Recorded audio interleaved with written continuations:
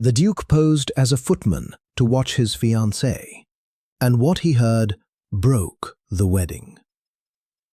Nichols' the London townhouse felt like a gilded cage, and Elara Finch was the bird brought in to sing for her supper.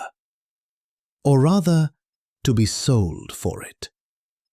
Her family's crumbling estate had been saved by this one stark transaction.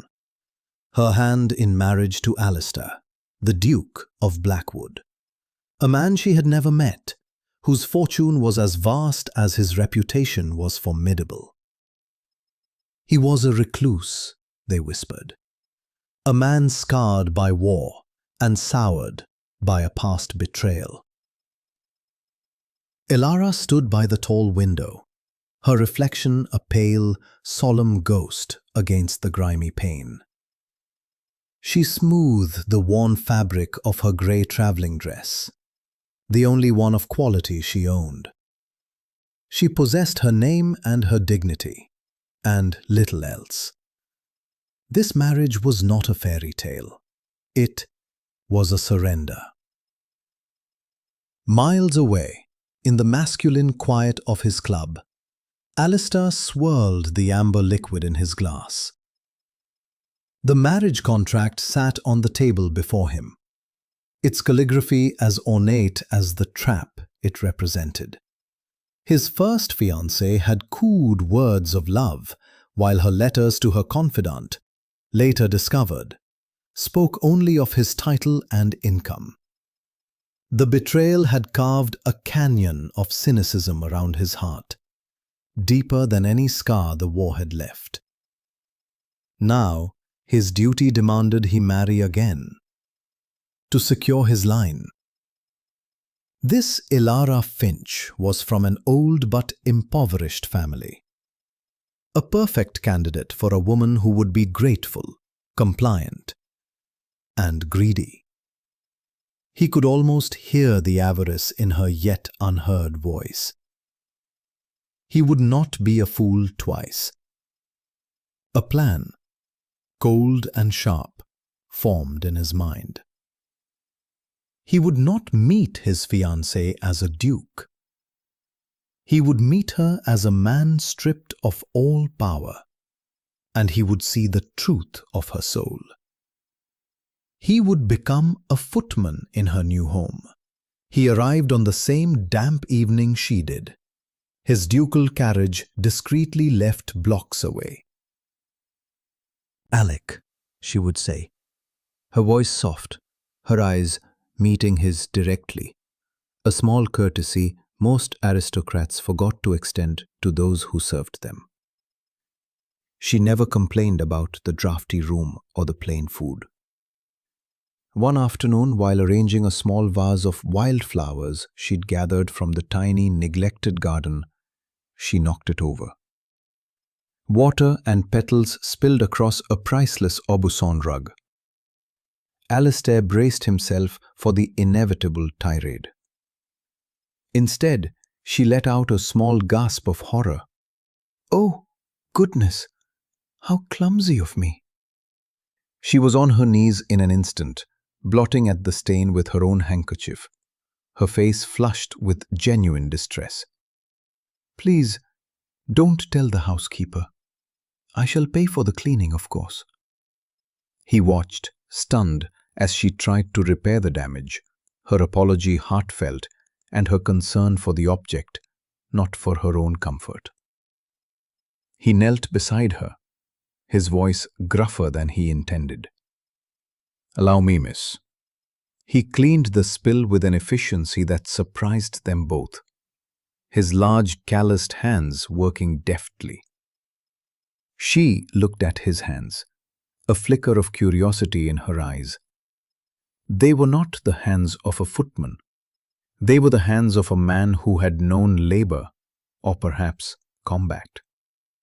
"You are very capable, Alec," she murmured, and the simple praise landed like a physical blow. It was an assessment of him as a man, not a servant, and it unsettled him more than any insult could have. The walls of the townhouse began to feel less like a laboratory for his experiment and more like a shared prison. A late autumn storm descended upon London, trapping them inside with its percussive rain and howling wind. The lights flickered and died, plunging the house into a disorienting darkness, lit only by the occasional flash of lightning. Alistair found Ilara in the library, a lone candle casting a trembling glow on her pale face. She was not reading, but staring into the fire he had built earlier, her hands clenched in her lap. The storm seemed to have stripped away the last of her composure. Of a lonely woman. He felt a profound, unfamiliar pang of guilt. He, Alistair, was the cause of this fear. He was the shuttered house, the difficult man. He lit another candle, his hand unsteady. Perhaps, he said, the word feeling rough and inadequate in his throat. The Duke is simply a man who has forgotten how to ask for a hand to hold. The words were more of a confession than a comfort. She looked at him, a strange, searching expression on her face. And for the first time, Alistair felt the terrifying weight of his own deception. He was not merely observing her. He was actively wounding her. The days that followed were an exercise in exquisite torture. His duties forced him into her presence, and every moment was a contradiction. He was Alec, the quiet footman, and yet the feelings stirring within him were entirely Alistair's.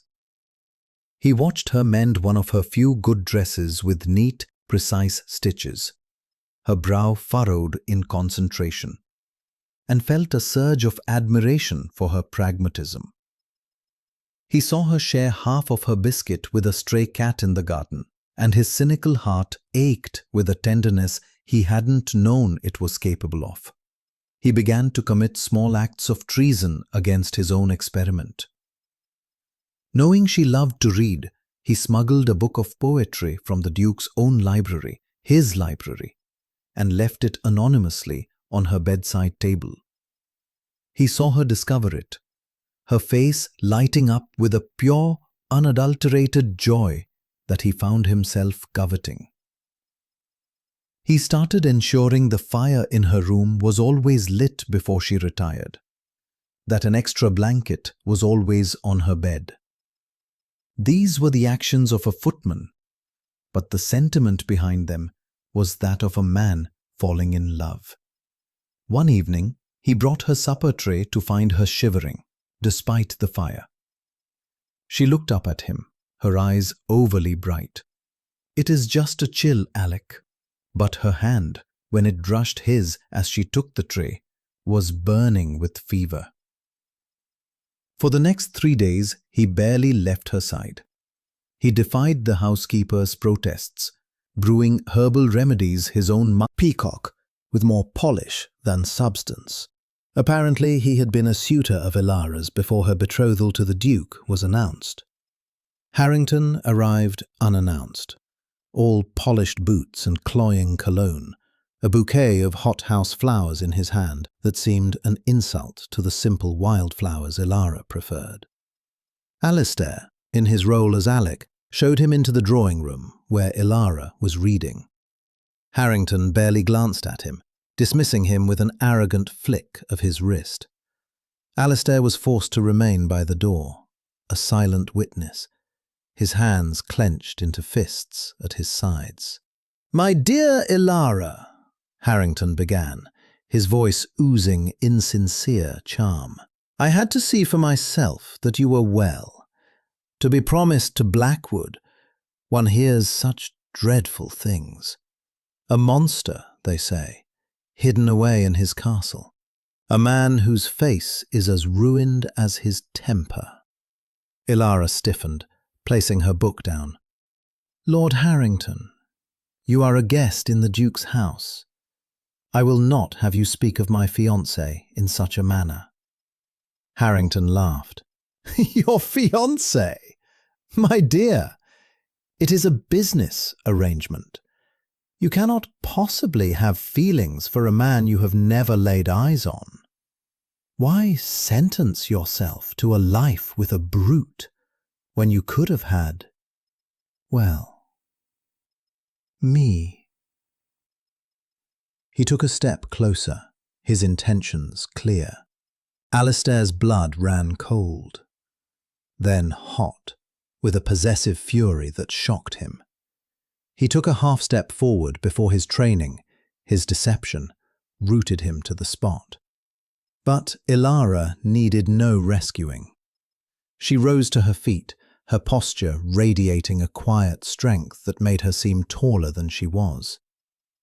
"I may not have met the Duke," she said, her voice steady and clear, "but I am bound by my word, and I would rather be bound to a man of honor, whatever his temper or appearance, than to a man whose character is so plainly shallow."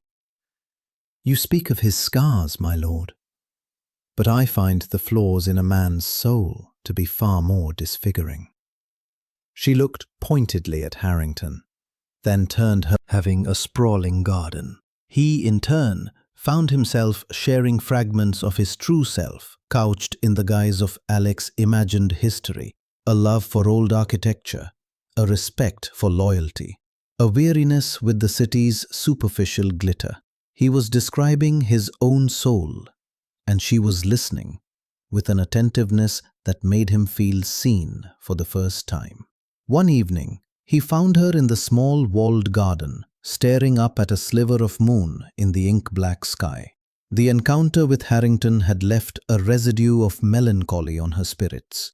"He believes me a fool," she said without turning, as if she had sensed his presence. "To choose an unknown life over a familiar one. He is the fool, miss," Alistair said, his voice softer than he intended. She finally turned to face him. The moonlight silvered her hair and cast deep shadows in the hollows of her cheeks. "Sometimes I am so afraid, Alec. What if the Duke is everything they say he is? A cold, cruel man who will see me as nothing more than part of a contract." Her voice trembled.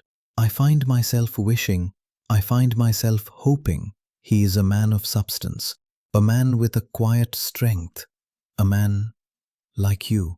The words hung in the air between them, shimmering with unspoken meaning. His heart stopped. She was not wishing for a duke. She was wishing for the man she believed him to be.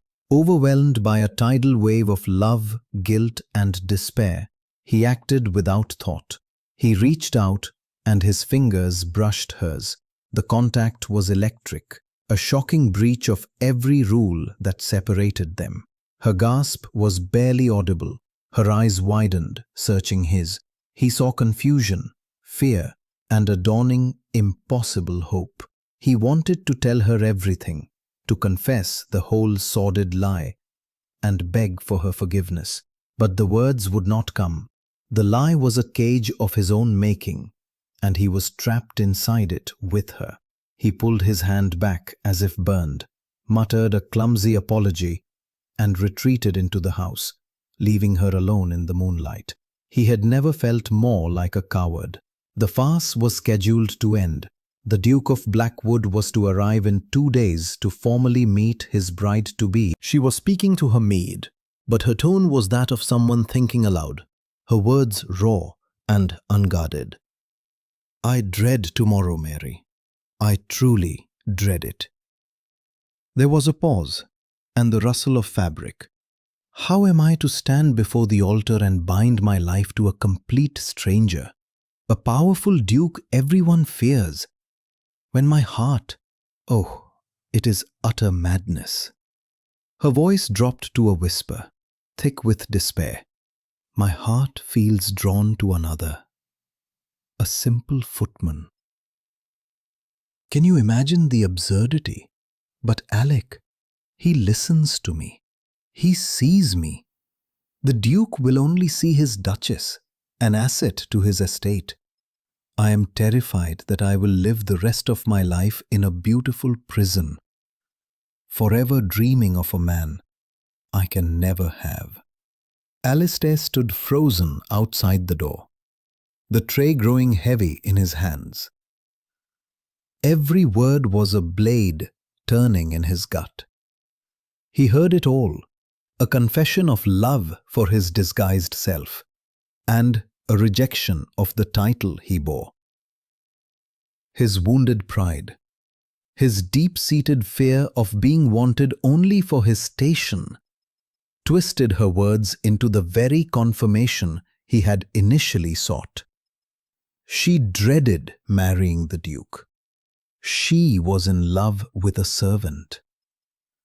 In his mind, the past superimposed itself over the present, and Ilara's heartfelt, tragic confession sounded like the calculated betrayal of his first fiancée.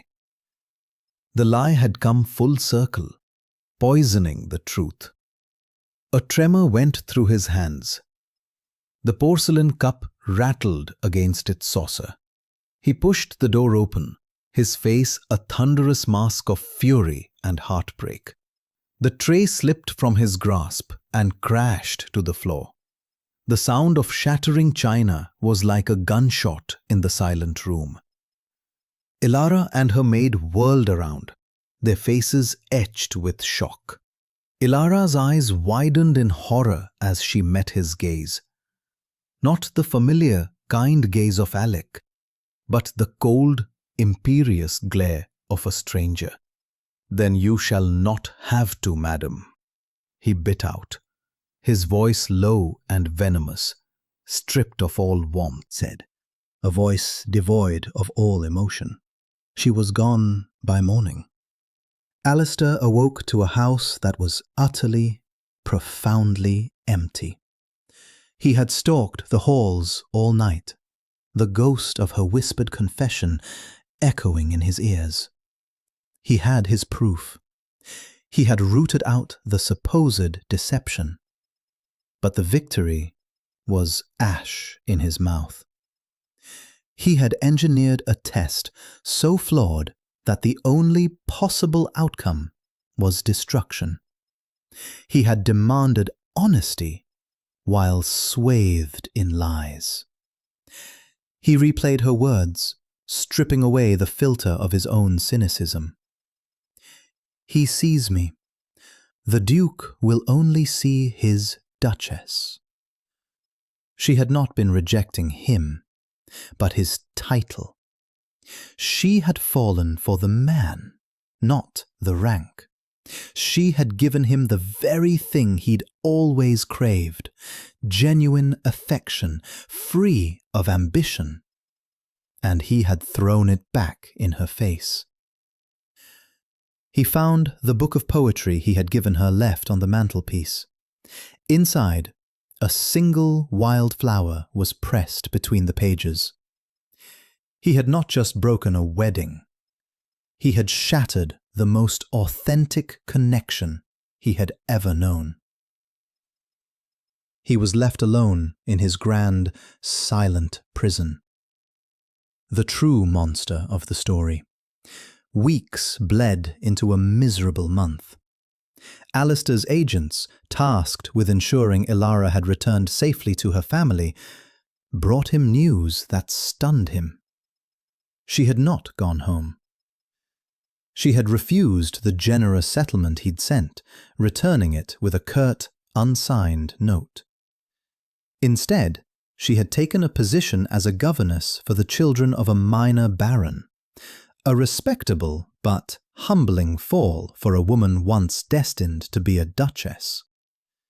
She had chosen work and independence over his charity. She had chosen to reaffirm her own worth entirely separate from him or any man. Her resilience was a final, damning indictment of his own weakness. He knew what he had to do. Pride was a cold companion. He shed his ducal trappings, dressing not as a footman, but as a simple gentleman. Truth, and I called it a lie. He looked at her, his heart raw and exposed. You were right. The Duke would only have seen a duchess. But Alec saw you. And Alistair? Alistair fell in love with you. He took a hesitant step closer. I don't deserve your forgiveness, I know that. But I had to tell you the truth, all of it. She watched him, her clear gaze searching his face, weighing his words. He could see the war within her, the memory of the wound, and the undeniable sincerity of his confession. The silence stretched, thick with the scent of roses and the weight of all that had passed between them. Finally, a single tear traced a path down her cheek, but her expression softened. The rigid wall of her anger began to crumble, revealing the resilient heart beneath. "The man I see before me now," she said, her voice quiet but steady, "is neither a duke nor a footman. He is simply a man who has been honest." She took a small, shaky breath. "And that is all I ever wanted." It was not absolution, but it was a beginning. It was hope. He sank to one knee in the dirt of the garden path, heedless of his fine clothes. He took her hand, the one he had held in the dark during her fever, and looked up at her, his soul in his eyes. "Then let me ask you properly this time. No lies, no tests. Elara Finch, will you marry me? Not the Duke of Blackwood. Marry Alec. Marry Alistair." Her answering smile was like the sun breaking through the clouds. "Yes," she whispered. "Yes, Alistair, I will." Their wedding was not a grand affair for the society pages, but a quiet ceremony in the country chapel, witnessed by the Baron's family and a few trusted servants. Elara wore a simple dress of cream silk, and in her hair were the same type of wildflowers she had once picked from the neglected London garden. A year later, the gardens at Blackwood Manor were no longer neglected. They bloomed with a riot of color, a testament to Elara's care. The great house, once a place of